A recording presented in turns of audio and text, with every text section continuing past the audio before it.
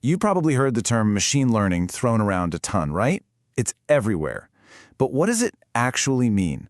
Well, I promise you, it's not magic, but it is changing pretty much everything. So today, we're going to pull back the curtain and demystify how computers can actually teach themselves new tricks. And you'll see, it's a lot simpler than you might think. Okay, think about this for a second. It's this little miracle that happens every single day, and we totally take it for granted. Your email inbox just knows. It separates the important stuff from all that junk. But how? Did some programmer sit down and write a rule for every single possible spam email out there? And here's the crazy part. No one did. They couldn't. It would be literally impossible. Instead, the computer was shown millions and millions of examples of junk mail. And from those examples, it taught itself how to spot the patterns. It learned. And that, right there, is the whole secret behind machine learning.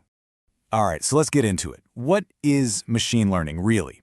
Let's try to strip away all the jargon and just get right down to the big, simple idea at its core.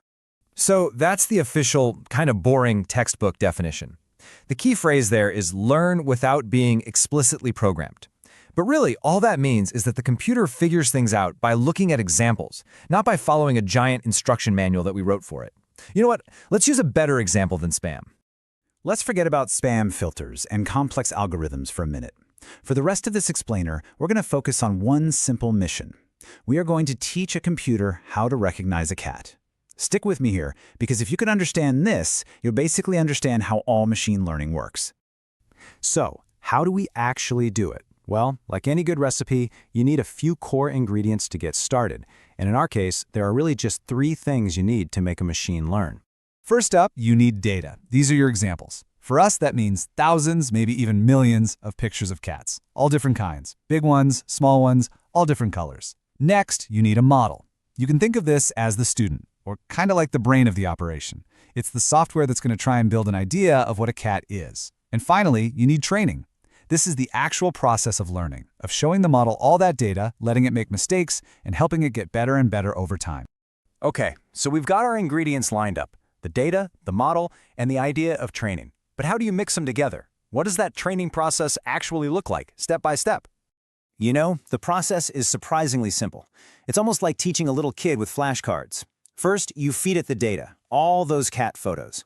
The model crunches through them, looking for statistical patterns. Things like the average distance between eyes, the curve of an ear, the texture of fur.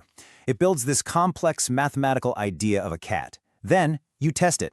You show it a brand new picture and it makes a guess. Cat or not a cat. And here's the key. You give it feedback. You tell it, yep, you got it right, or nope, that was wrong. And with every single piece of feedback, it slightly adjusts its internal math to be more accurate next time. You do this millions of times, and pretty soon, it gets incredibly good at spotting cat. And this right here, this is the huge difference, the real game changer. The old way, traditional programming, was all about us writing explicit rules. If the picture has pointy ears and whiskers and a tail, then it's a cat. But what about a cat with folded ears, or a cat with no tail? That system breaks. Machine learning just flips that whole idea on its head. We don't write the rules, we just provide the answers, the data, and the machine figures out the rules for itself by finding all those subtle patterns. And you know, just like with people, it turns out there are a few different ways to teach a machine. What we've been talking about, using photos that are already labeled cat, that's called supervised learning. We're supervising the process. But what if you just have a giant pile of data with no labels at all? Well, that's called unsupervised learning. You could give a computer 1 million animal photos and just say, find groups. And on its own, it would start clustering similar-looking pictures together. All the dogs here, all the birds there, just by finding the patterns, with no help from us at all. Okay, so recognizing cats is fun and all, but let's be real. Why is this technology completely taking over the world? Why does it matter so much? Let's zoom out from our little cat example and look at the massive global impact. This quote from Andrew McAfee really just nails it. So many of our biggest challenges, from curing diseases to understanding financial markets to fighting climate change, are really just hidden inside enormous amounts of data. The problem is, it's just too much for us to handle. So how much are we talking about? Well, get this. We create about 2.5 quintillion bytes of data every single day. That is a number with 18 zeros after it. It's so big our brains can't even really comprehend it. There's no way any team of humans could ever sift through all of that to find the important stuff. And that is where machine learning comes in. It's not just a tool, it's like a superpower. It's what allows us to automatically find the meaningful, important patterns hidden inside that absolute tidal wave of data. And that pattern might be a spam email, or it might be a cancerous cell in a medical scan, a fraudulent credit card purchase, or the next breakthrough in scientific research. All right, so let's boil all this down. What are the big things you should walk away with? First, machine learning isn't magic. It's just a process of learning from examples through trial and error.